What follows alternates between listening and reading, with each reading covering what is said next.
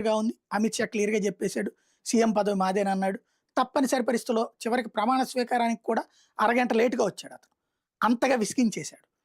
ఫైనల్‌గా అతను లేకపోయినా ప్రమాణ స్వీకారం జరిగిపోతుంది. ఎందుకంటే అజిత్ పవార్ ఆల్రెడీ జాయిన్ అయ్యున్నాడు కాబట్టి. ఏం కాదన్నటువంటి దాంతో ఇక మూసుకొనొచ్చి ప్రమాణ స్వీకారం చేసి అప్పటినుంచి కొన్ని కొన్ని సెటైర్‌లేస్తున్నాడు. దూరంగా ఉంటున్నాడు.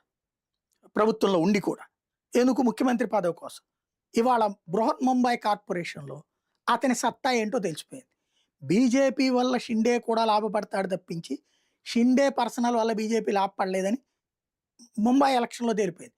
ముంబాయే శివసేనకి ఒక పట్టుగొమ్మ లాంటిది.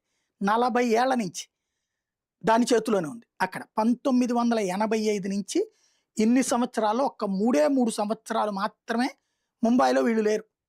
మిగతా టైం అంతా వీళ్ళే అధికారం శివసేనే.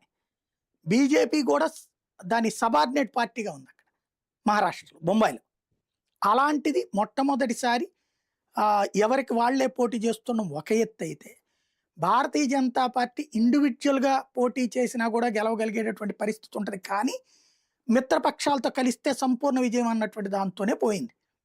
ఇక్కడ ఫస్ట్ ప్లేస్‌లో 89 స్థానాలతో బీజేపీ గెలుచుకుంటే, షిండే పార్టీకి 29 వచ్చినాయి. ఇద్దరు కలిస్తే మేయర్ వచ్చేసింది.